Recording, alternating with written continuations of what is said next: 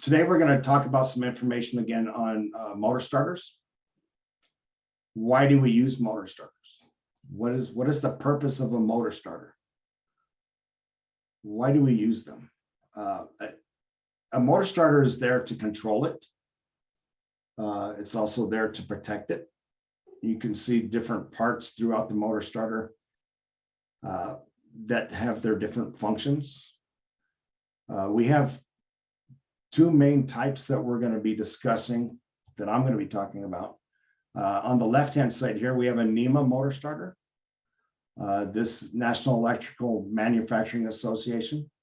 This is equipment that was originally found in North America, generally. You can see that if you had one of these sitting in front of you, it'd be quite large.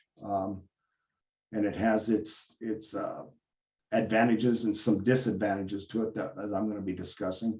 And then here in the middle, we have an example of an IEC motor starter. This one originally was generally utilized in the European and Asian areas of the world. This particular one also has its advantages and disadvantages. Some of the advantages of the NEMA over the IEC is that the NEMA can be maintained. It can be serviced. It can be cleaned. Parts can be swapped out. It can be, it's maintainable. It's also, in my opinion, and some others that I talked to, it's probably more robust than the IEC is. It has a contactor, overloads, auxiliaries, the same as the IEC. But you can see that it has a different configuration than the IEC does. The NEMA motor starter is also, in general, 3 times larger than the IEC. So that's one of the disadvantages in some instances for having a NEMA over an IEC is real estate, being able to fit equipment in a certain smaller area. We're always fighting for real estate on the job. In most cases we are. So they see that the IEC may be a benefit over having the NEMA. The IEC motor starter, you can see there are components. These are plug and play components. They are not serviceable. Basically, when a component goes bad, you swap it out for a newer one. So there are some advantages and disadvantages of the two. Over here we have our contactor and our overloads, auxiliary contact. On this particular one, we also have the contactor and the auxiliary contacts on the side. This one's on the left-hand side. And then down below, we have the overloads, which is actually what's protecting the motor. This one you can see is adjustable. Right here, you can adjust the amount of flow through the device itself, going out to the motor. Some of the advantages of this one, again, is real estate. It's much smaller, about 1/3 the cost also.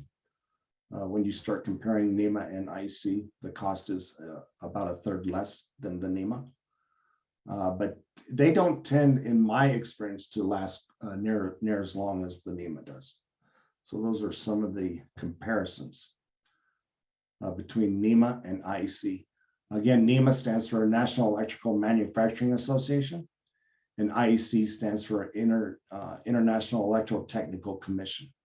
That's basically everywhere outside of North America in general. But as the world's getting smaller and we're sharing parts and equipment and so on, you're going to see both pretty much everywhere you go.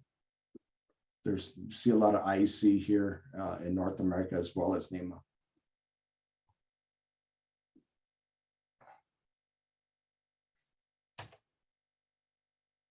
When we look at the contactor up here, this main body on this IEC, this contactor is going to be the part of this setup that's going to create the electromagnet, that's going to move the parts.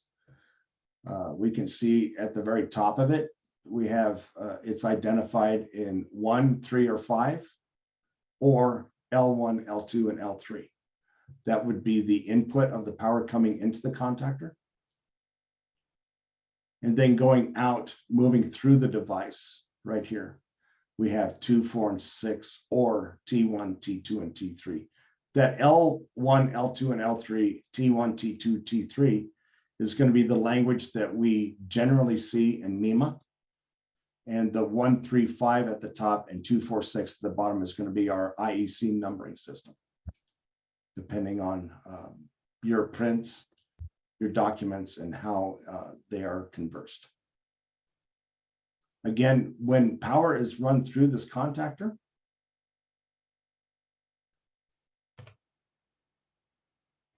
it's going to create an electromagnet through the coil.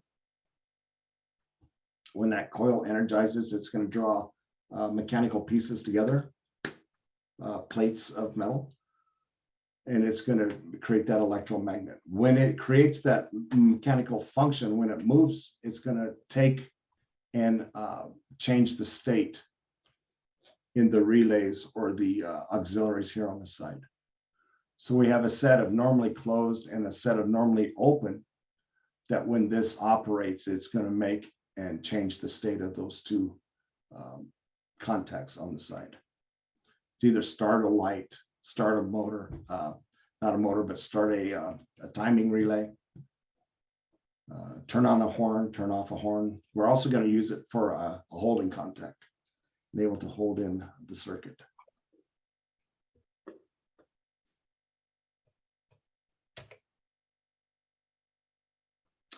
You can see on the IEC, they're rated through amperage current.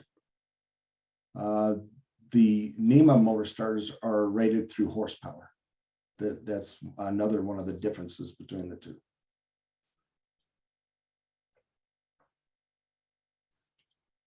At the very top of this contactor, you'll see A1 and A2. This is where we bring power into the coil to energize it, to create that electromagnet, enabling it to operate the switches associated with it. On a diagram, a NEMA diagram, you're going to see this symbol up here for the coil. This is a typical symbol for a coil. What can be difficult to explain to people getting into the trade, or maybe not familiar with the electrical industry, is that our symbols are typical, but they're not standardized in the NEMA realm of things. When you take a look at NEMA symbols, they're not standardized. But this is a typical symbol that we see for a coil up here.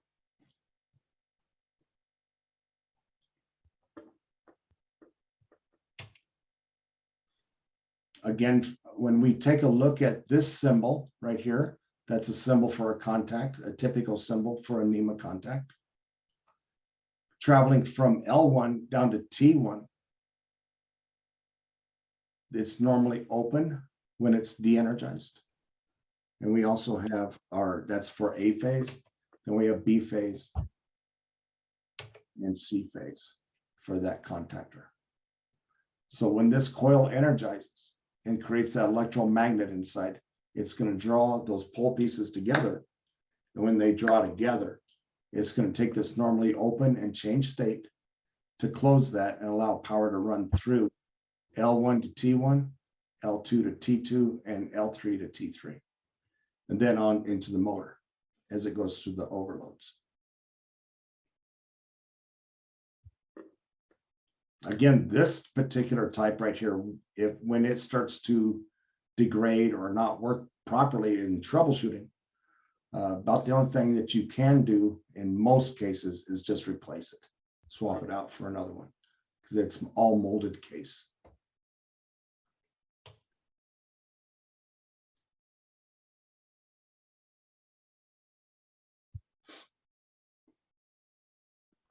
When we go to size our contactors and our motor starters, we'll take a look at the motor information on the nameplate the nameplate motor information. And we'll go to our charts in the code book. We use additional tables to identify what size motor starter is going to be appropriate for that particular motor. We'll use the information on the nameplate to verify the information on the motor starter.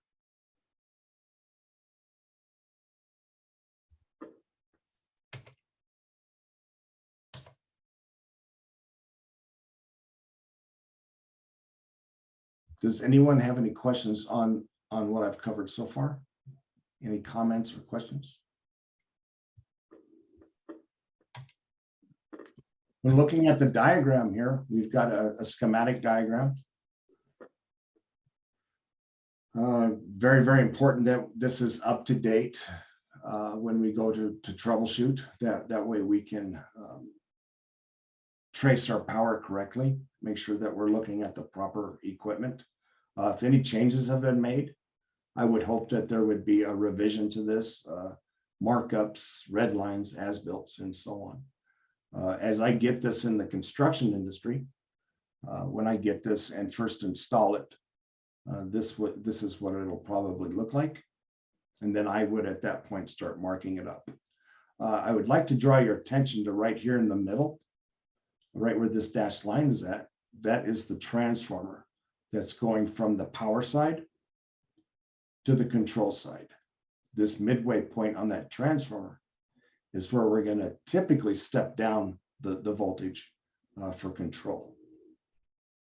You can see that the primary side is identified in H's and the secondary side is identified in X's. Taking a look at this information will tell you what it's coming from, 480 volts going down to 120 volt control circuit. This right over here on the right-hand side, on the power side, is my goal. My goal is to get that motor started and to run properly.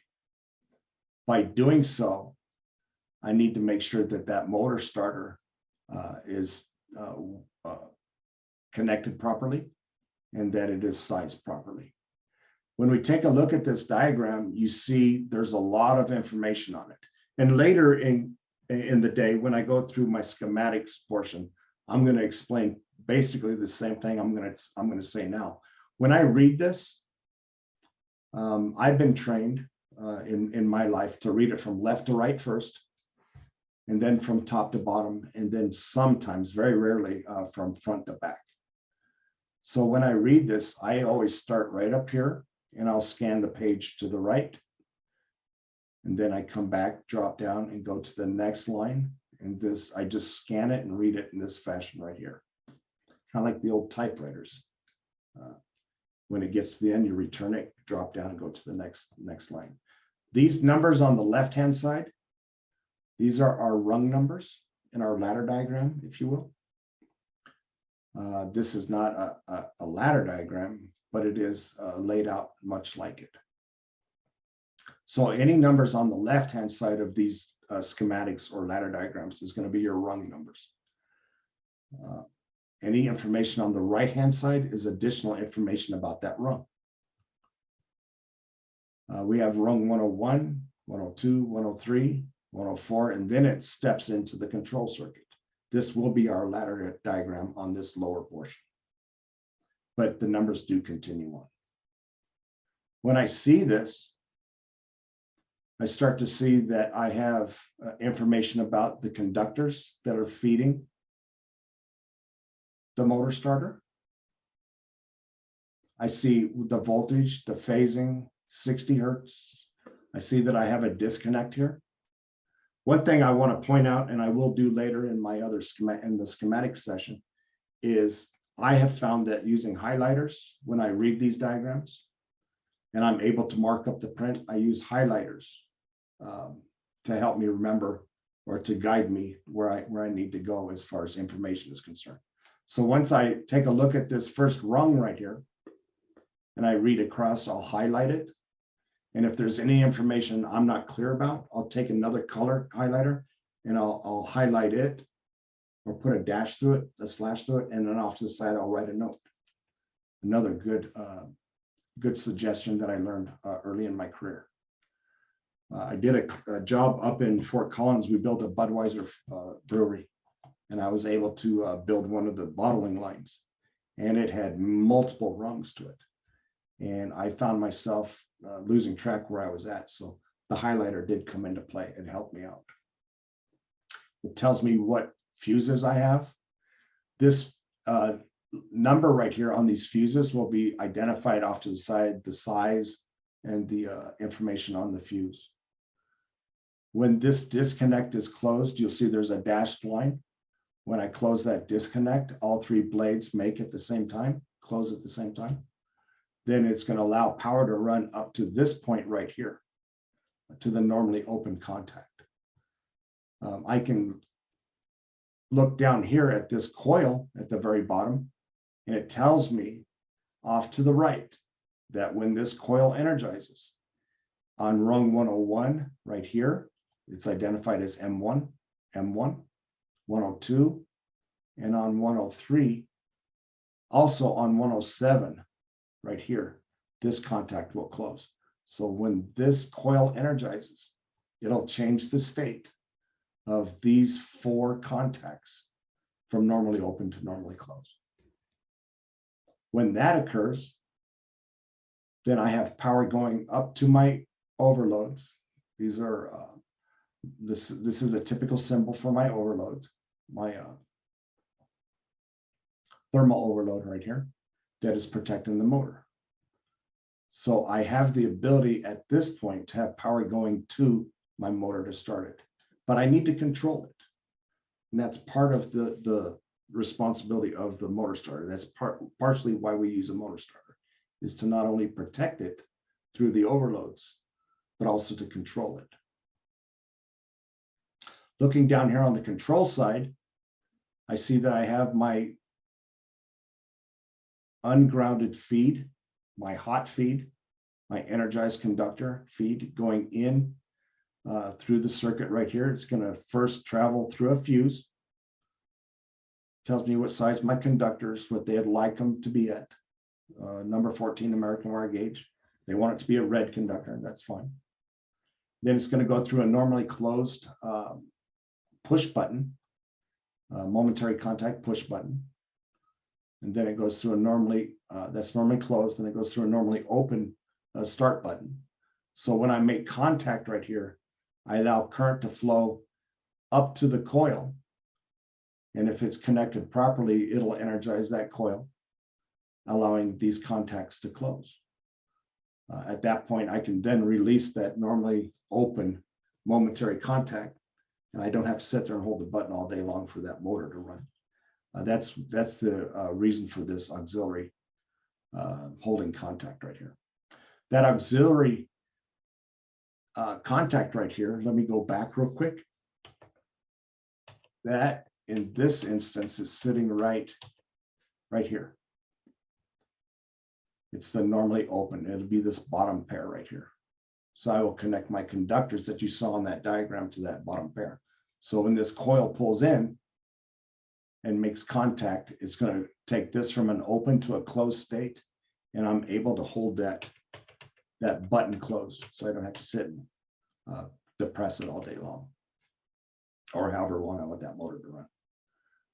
And then you can see right after this coil right here, it's labeled A1 and A2, and it has an M1 next to it. That is my first indication that it's a motor coil, not some other type of coil. But a clear indicator is right after the motor coil, you'll see a set of normally closed contacts.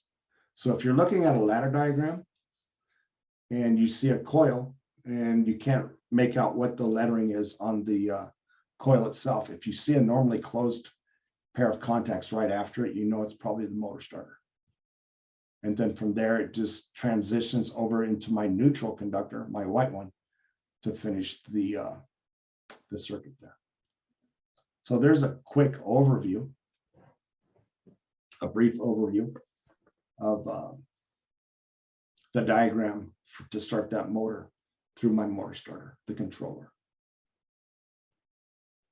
It gives me different information that is going to be very important my motor information's up here. Some of the information about the motor itself, the size of it, the frame type, the full load amperage, and so on. Information about the transformer. Are there any questions at this point, or any comments anyone would like to make? Any input?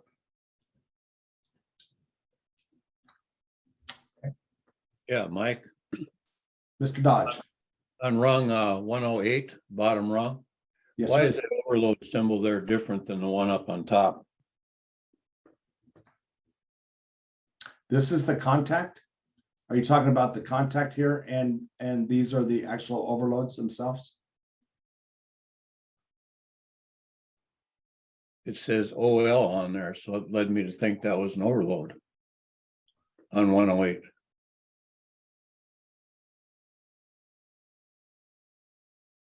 This is identifying that it is the overloads. This is the contact for the overloads. So when I think what you're asking, let me go back. That symbol on rung 108 is identifying with this connection right here, Okay, got it. the normally closed. And this symbol on the top of that schematic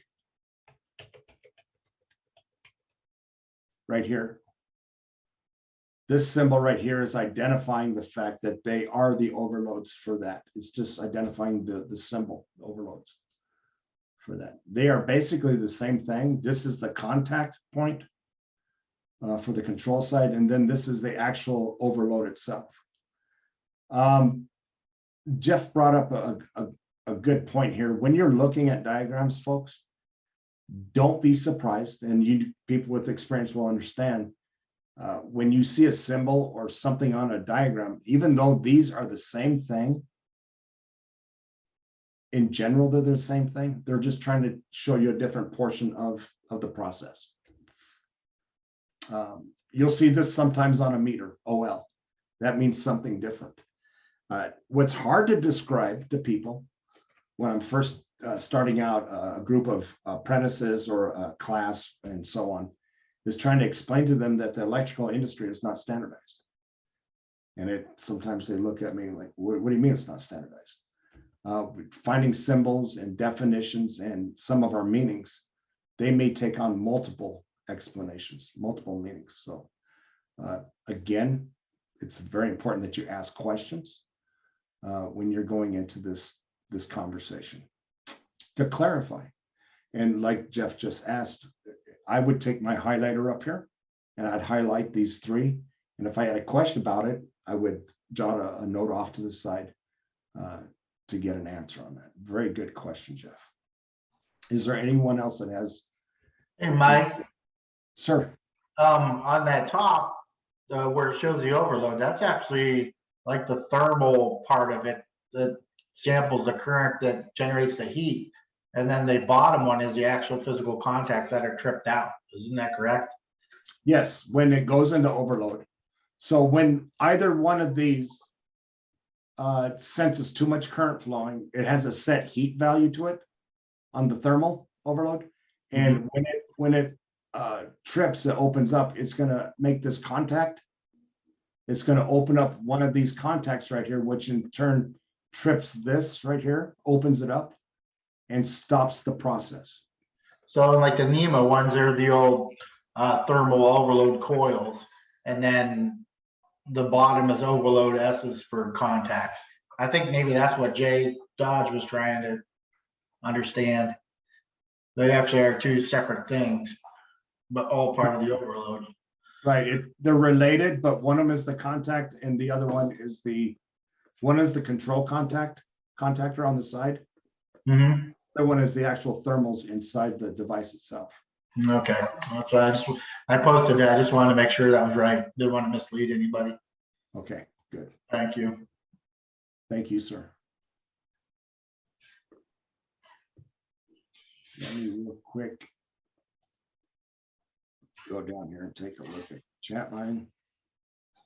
Can I go over the auxiliaries again? Yeah.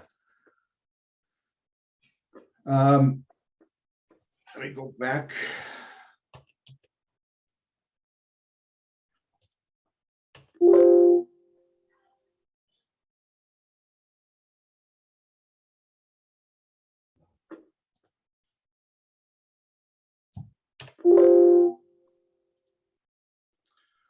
I don't want to do that. Sorry about that, guys. Let me restart this.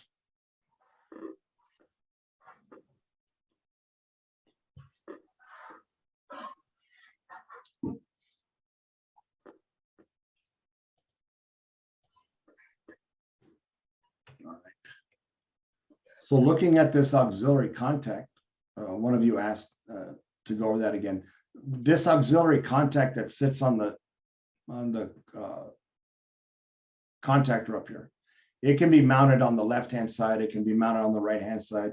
They make a style that actually slips over the front here that has multiple ports to it. What this does is it gives us the option to utilize other devices or other loads in the circuit. So when my motor starts, for instance, if I want to have a run light and a ready light, I can hook them up through my auxiliaries. So when that coil pulls in, it'll change the state of an open contact to a close or a close to an open, either turning on a light or turning off a light, starting a timing relay. And I can also utilize a portion of it to make my holding contact. So this is an auxiliary set of switches that are run off the mechanical side or the actual contact when it makes. I'm not sure if that was your question or not. That helps.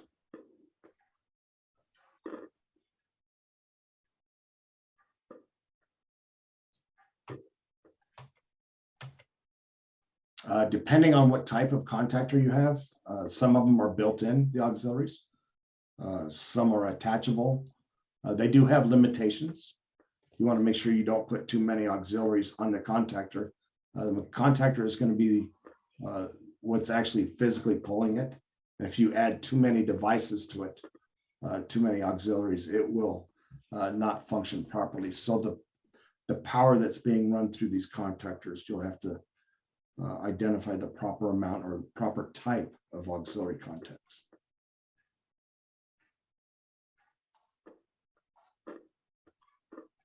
David asks, where's the starter heater or is that separate? So looking at this example of the IEC, the heater or the overload is sitting right down.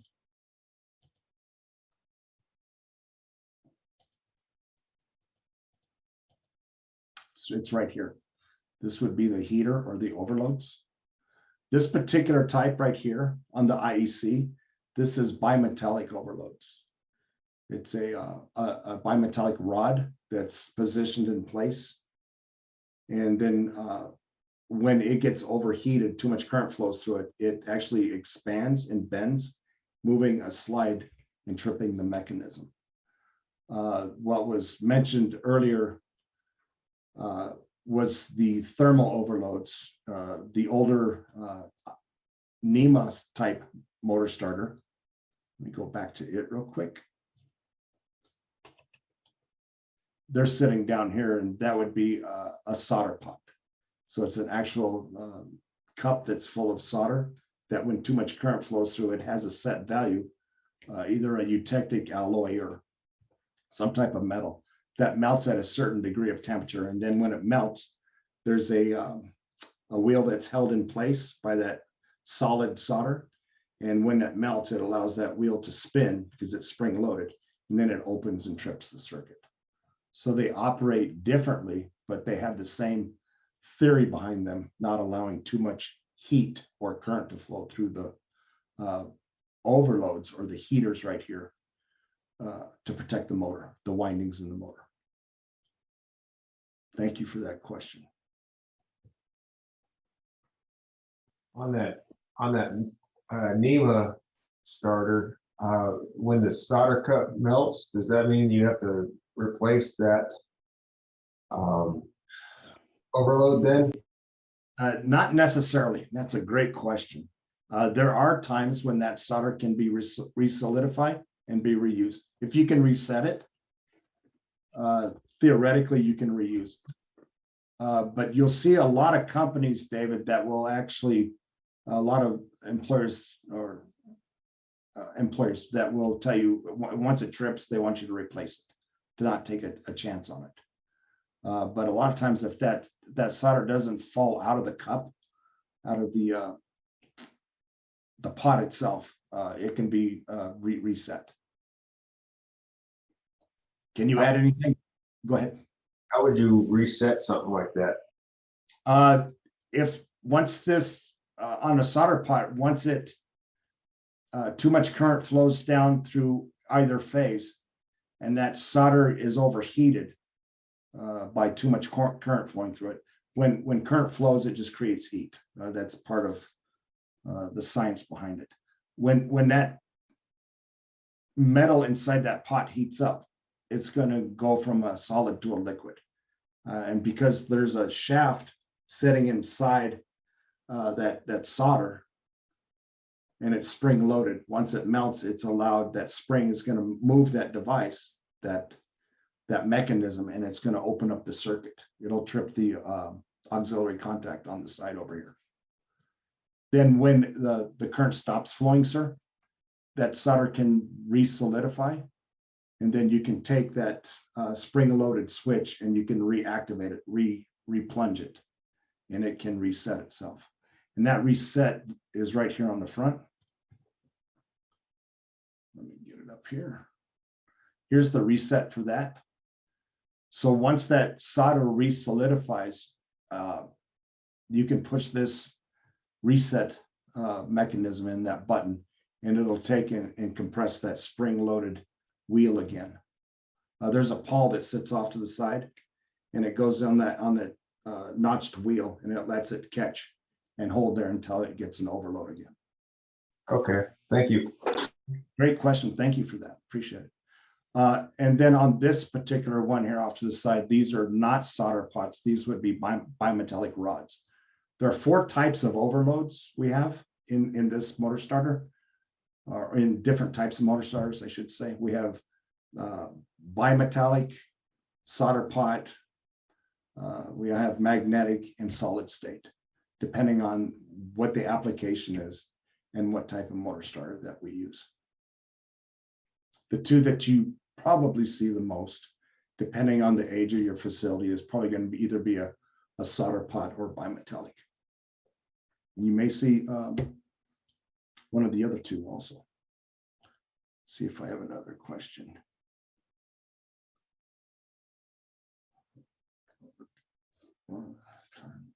Push button in the middle, push into reset when cool. Right.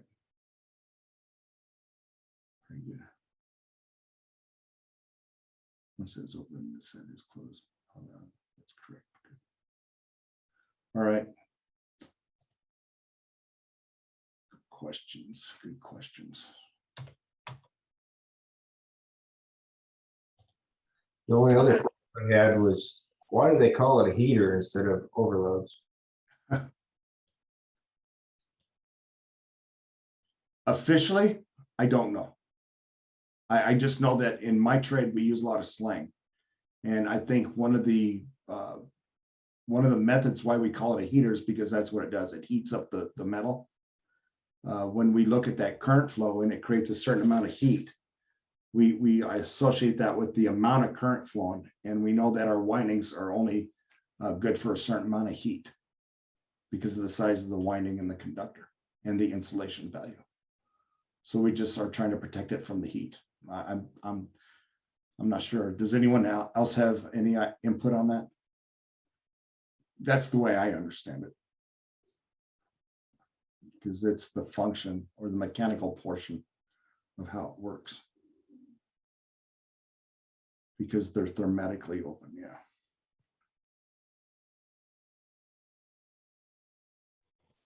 The 4 types of overloads. Yeah, I was asking, can you repeat the 4 types? I'm sorry. Yes, sir. So in the NEMA, you'll typically see solder pot. It's the style that has a wheel and a shaft. That shaft sits in that solidified solder or eutectic alloy. And it'll sit there until it gets to a certain temperature, melts, and then spin, open up the circuit. And this one, it's a bimetallic rod that has, it's actually a small rod that sits inside this device up here. There's 3 of them. And they're held in place. They're mounted inside that.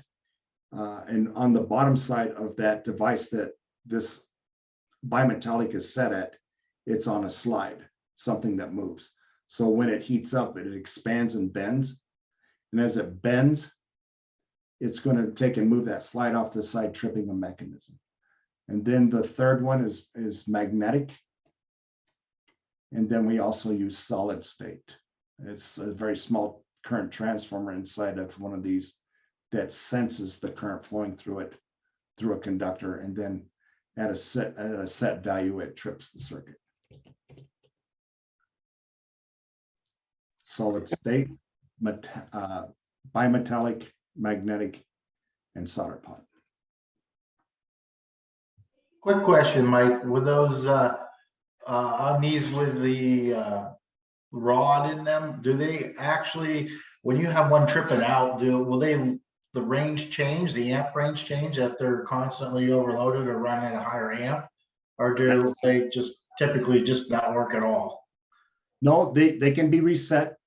But now I'm going to be careful how I say this, but these will, I think, wear out a lot quicker than your solder pot will. I think that these, I just don't think that they're as robust. I've seen some of them, depending on the amount of current that flows in the situation, they can be reset multiple times. When they cool down, they straighten back up, and then you can reset them. We had a series of those, and then we had some motors that maybe that was a 20 amp rated at, the motor was running on the high end of that. And then it seems like it would want to trip out more often. So I was wondering if sometimes when they get older, does the range change on them and they don't handle quite as much current as they normally would? I don't necessarily think that's the case in most situations. I believe that you can get some bad ones or some that aren't as built as well, but I think they basically will reset at a certain point. It's a good question. It's good. Well, in that case, you would just replace the overload section of that.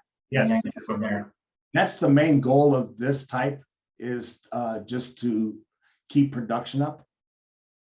Go in and swap out parts, have a couple of these ready because they're non-maintainable. Just swap them out when they go bad. And I think this is a good point also, sir, to mention that it's a good idea to test these before we install them. Make sure that you're testing this equipment and verifying that it is going to hold in. We know that when we open up these parts, this equipment, they're not always going to work. Some of them are bad right out of the box. So it's always as a side note for this conversation to test these, make sure that they're good to go. Thank you, Mike. Thank you.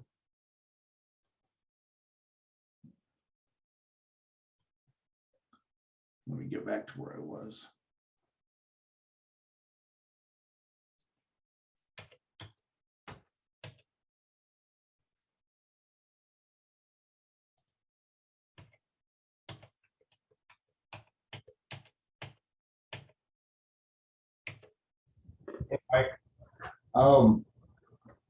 To go along with that other guy's question about the bimetallic one,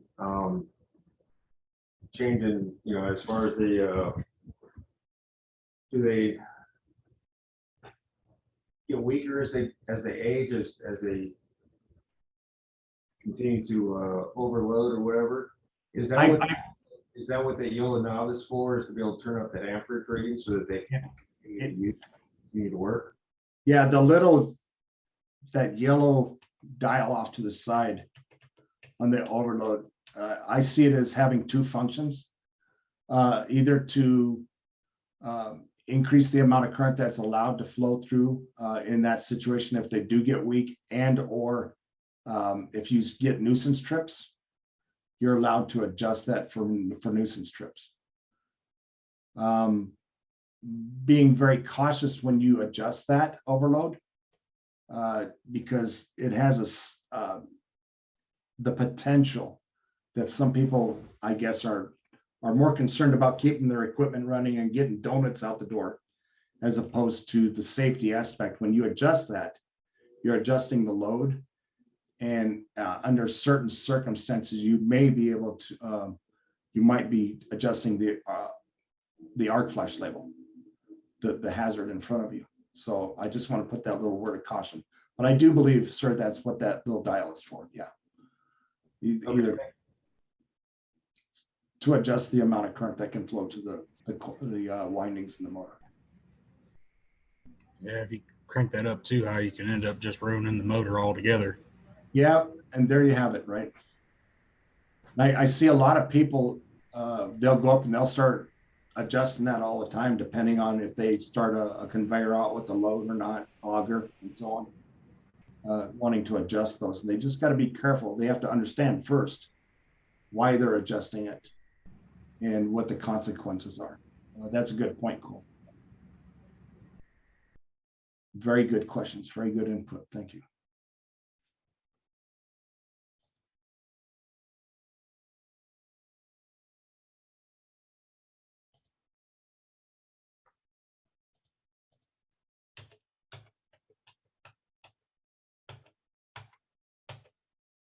So again, we are looking at this diagram. We have our overloads, the actual overload themselves, the symbol for the overload, and then down below the coil. I did identify that the symbol right after that on the ladder diagram, the control side, is going to be your overloads typically. Sometimes they're labeled, sometimes they're not.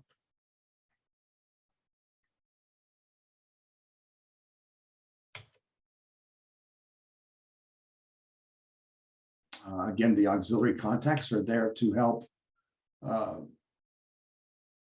utilize other loads, start other processes. You can see this particular type right here. These are my normally closed on the top, and then on the bottom side is my normally open. One thing you want to be careful with, what I try to do in my troubleshooting class, my 2-day class, is to take the little sticker that sits on the front of them and I'll rub it off, or I'll scrub it. So I'm trying to get people to use their meters. Take your meter out and verify, and then document off to the side what that is. It goes through the steps of my troubleshooting when I'm teaching my actual class. Sometimes those labels get they get rubbed off, or they get damaged, they get dirt on them or whatever, so you can't very well tell. But once you identify it with the meter in its shelf state, de-energized, you'll know that that's always going to be a normally closed or normally open, and that should help you troubleshoot in the future.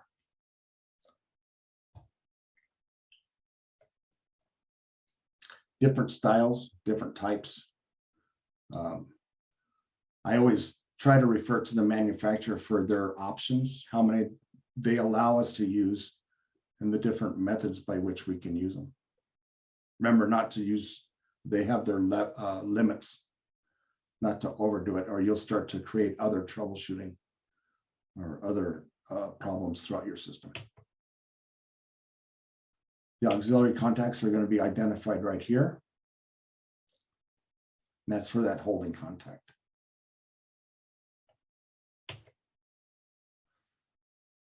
The overload itself, again, down here, we have our normally open and our normally closed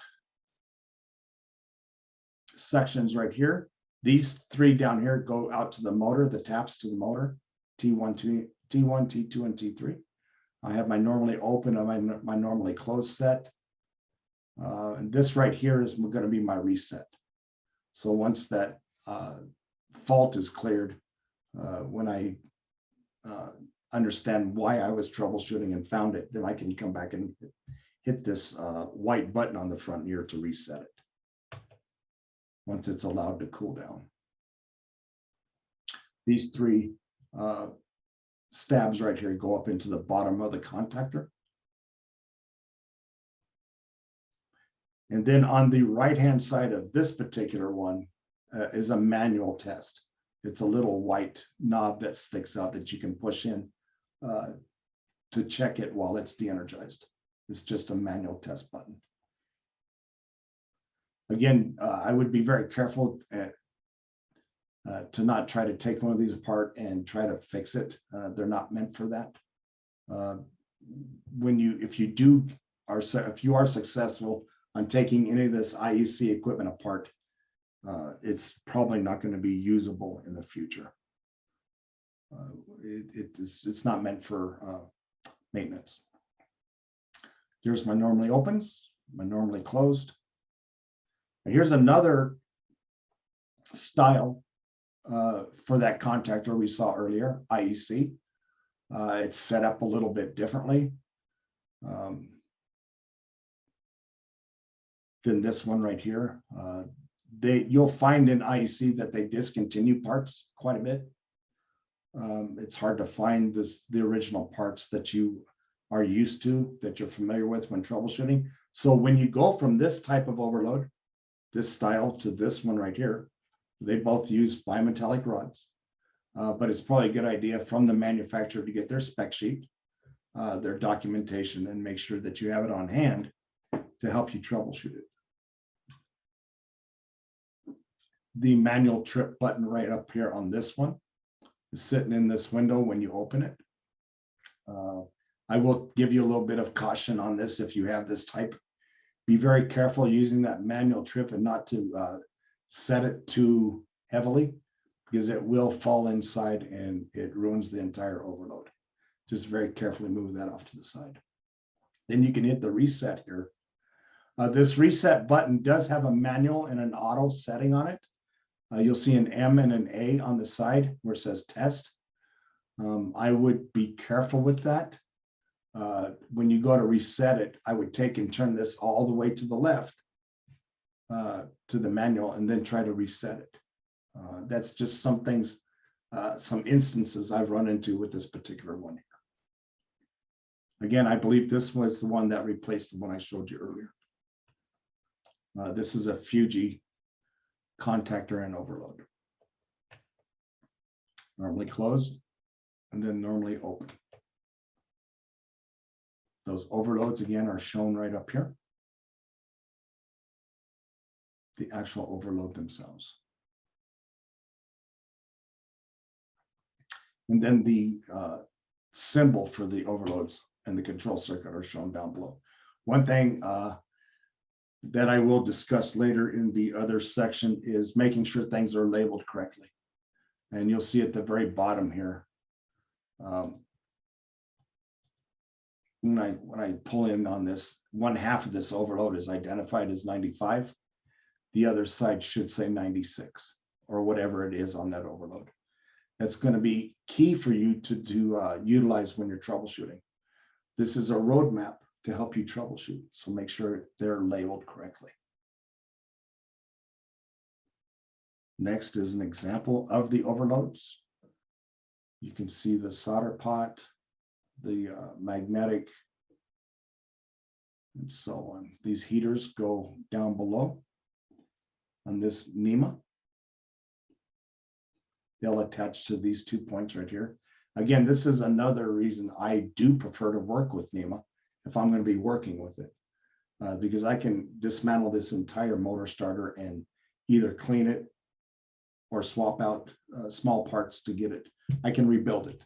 Let me put it that way. I do appreciate that fact.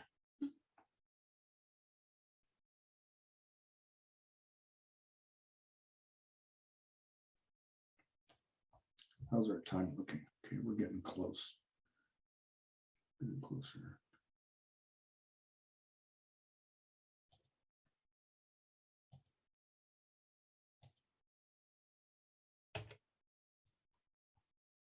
Which one of those would be considered a solder pot? This one right here, sir. This, if you could take this section off right here, you would see that there's somewhat of a little pot or a little cup that the solder sits in. And then the shaft right here. This wheel has a shaft on it, and that shaft sits down inside the solder, and it's held in place as long as it doesn't go into overload.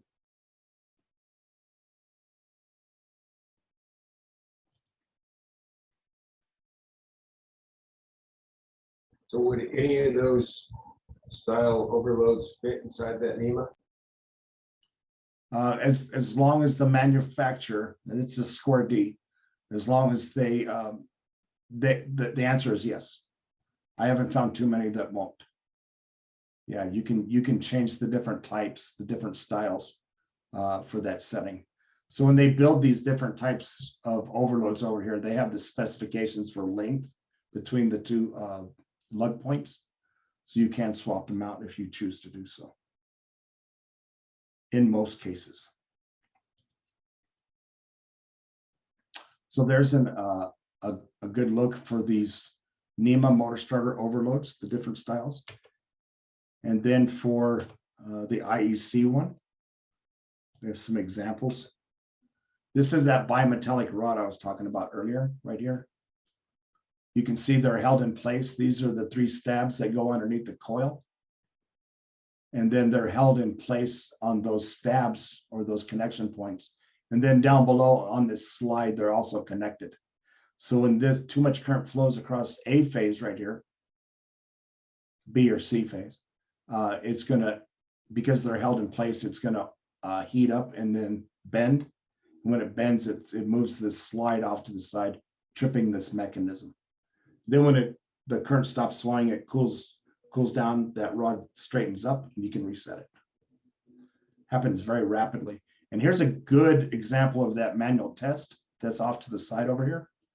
Here's that little tab that sits off to the side that you can push in to manually test it. Got my normally opens, my normally closed here, and the T1, T2, and T3.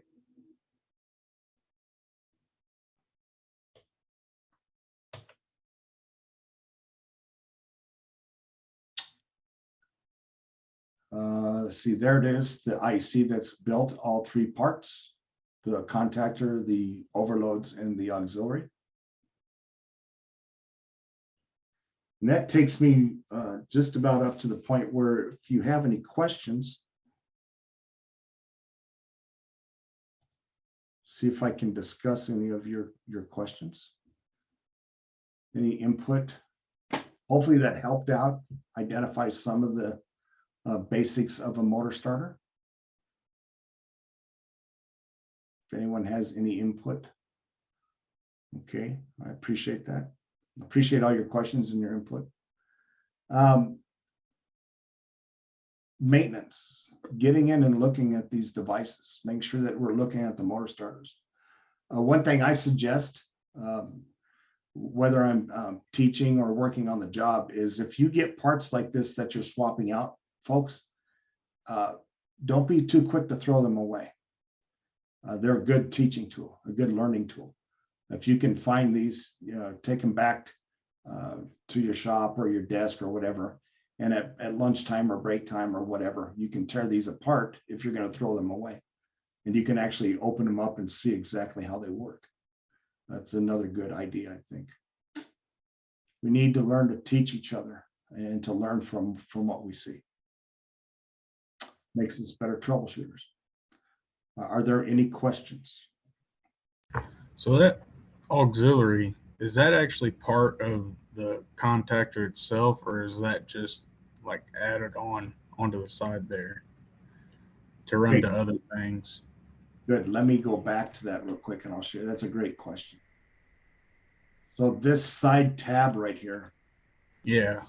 you see this little white tab right here, Cole?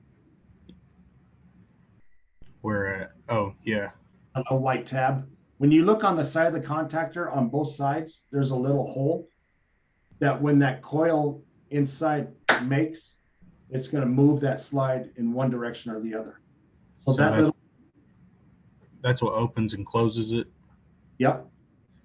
Yes, sir. So when this when this tab sits inside that and that coil makes, it's going to move those parts inside. It's going to shift in one direction or the other, and that shifts that little tab, and it either is going to pull it forward or move it backwards, either opening the closed or closing the open.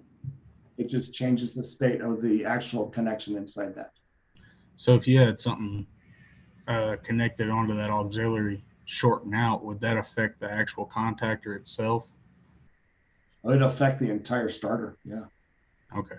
Yeah, you want to be very careful with that. And then, real quick, I want to expand on what you just said before we move on. When you land a conductor, make sure you understand how many you can land on that. How many conductors you can land on that lug. I see a lot of people, they try to land too many, and that's where you get that situation. So just they're really typically only meant for one conductor, one lug. Some of them maybe two, but don't get overbearing on it and land too many. You'll just have problems. They'll come loose. Okay.